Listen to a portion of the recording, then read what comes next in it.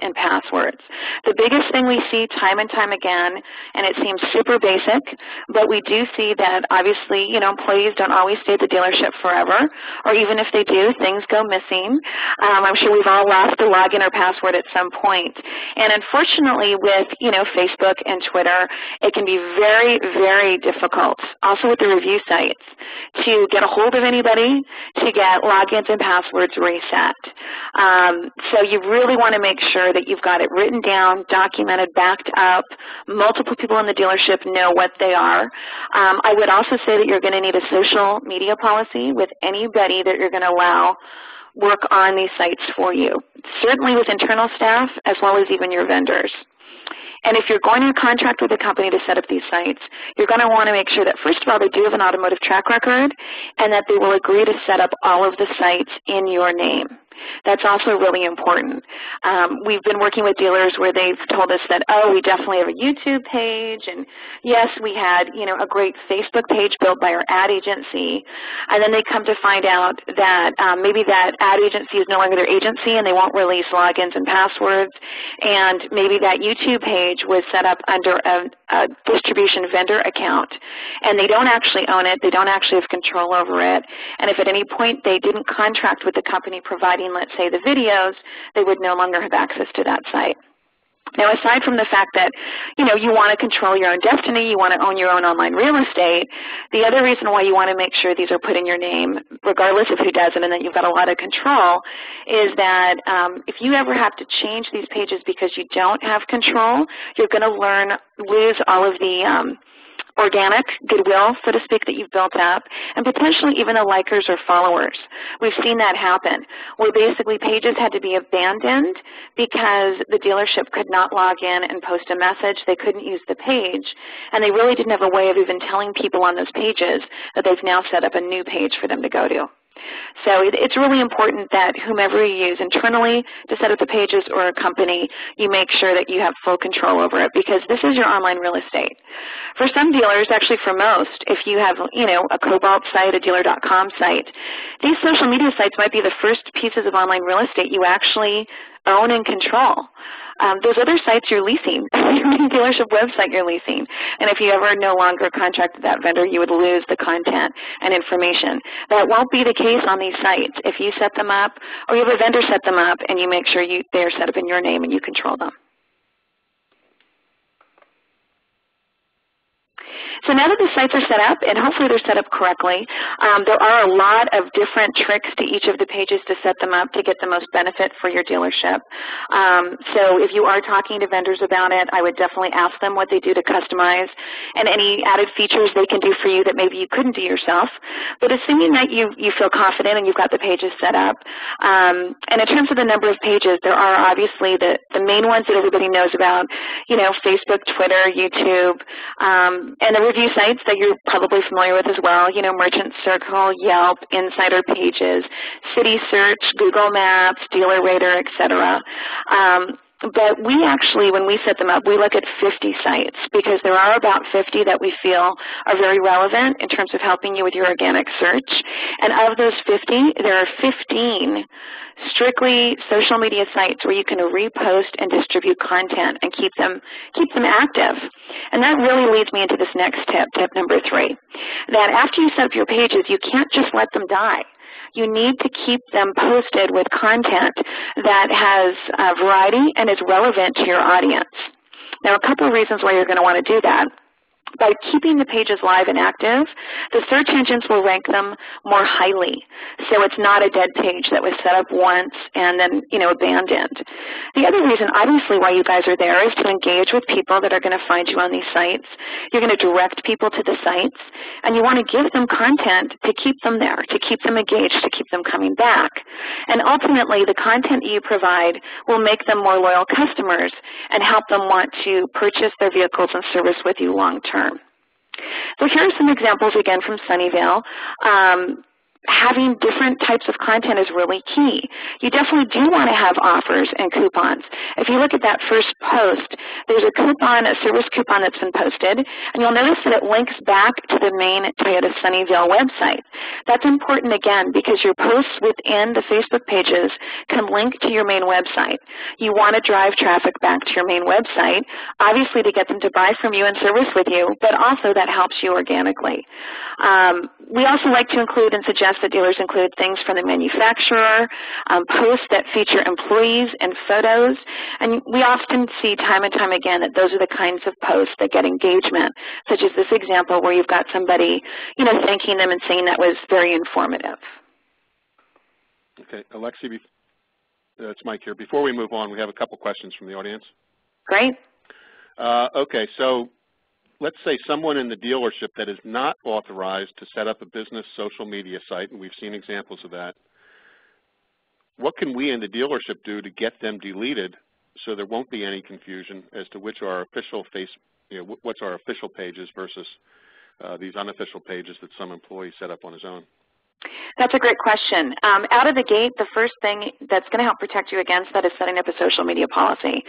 So I would encourage any of the dealerships that are on the call today to draft a policy, have all current employees sign it, and all new employees. Make it a part of your standard employee packet upon hire, and it should basically say that they are not allowed to use your trademark name in any way to set up pages, to at any time go online and maybe say something negative about your dealership.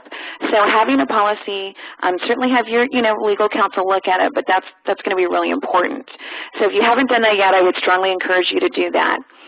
This medium can go so viral, and we all know that there's issues with turnover. The last thing you want is to have people out there posting things about you that maybe you could have stopped if they were at one time your employee. The other thing that I would say, if there are sites out there, coach your employees. If they're doing a great job, just to give them some guidelines in terms of how you want them to manage their pages and talk about your dealership. There may be some that are doing a great job that you completely trust. I would still have a policy and some guidelines for them and just work with them, and maybe they end up being that internal person that's going to be, your guru internally that can do this work. I would always, though, manage the time they're spending on these sites. What we found is that it can be a time suck. If you're just giving this to your internet director, and we all know they've got a lot to do, a lot of leads to follow up, a lot of customers they need to get back to, this can eat away at their day. I mean, we're talking hours. So you want to give them some guidelines around how much time is spent and what you really want them doing on these sites. If you've got the worst extreme example where maybe you had an employee that set something up that's no longer with your dealership, or you've got lost logins and passwords, you can campaign and you can reach out and contact these social media sites. And basically you do need to campaign. You need to state your case. I would say that it often takes multiple points of contact. So you may need to contact them, half a dozen times before you'll get a response. And there's really no guarantees. So last but not least, if it's something really problematic, that's where you're going to need to get legal counsel involved around your trademark name. Although also in automotive, we all know that quite often if the dealership is the manufacturer brand and a name of a location or city, sometimes it's hard to protect that. But that would be the far extreme of what you might need to do if somebody's gotten a hold of your name and set up pages that are not authorized. Okay. All right. Next question. You mentioned that you look at, or you consider 50 sites to be relevant as places to check for what's being posted about a dealership, and that 15 of those were strictly social media. 50 is a lot of sites to look at. Is there an automated way to do that? We've all heard about Google Alerts. Is that sufficient, or do you actually have to go to each of those sites to make sure that whatever's up there is relevant and proper? Yeah, coming up in the presentation, I'll be covering actually monitoring ongoing and what that looks like, and I can talk to that a little bit. In terms of the sites that we look at, we every month take a look at the relevancy in terms of how they rank on search and traffic. Included in that 50 would be the review sites. So each dealership is a little different in terms of relevance, and there are some regional differences, so it would depend on the dealership. But we do normally see, again, about kind of 12 to 15 of those are review sites. 15 of them, when I mentioned the 15 that we post on, those are 15 social media sites that actually give you the ability to post content on the sites. Some of the sites are more of a directory listing tool where your dealership might come up and you want to make sure your address is right, you want to make sure you've got the right website address linking properly to your dealership's website, but it may not allow you to repopulate content. So they're kind of classified into different categories. But it's really important that you do know the top ones, you do know where you're already being talked about, and then also look at where you're not mentioned, because chances are your competition is, and you're going to want to claim that listing and get your name out there in front of consumers. Okay, great. Thank you. Yeah.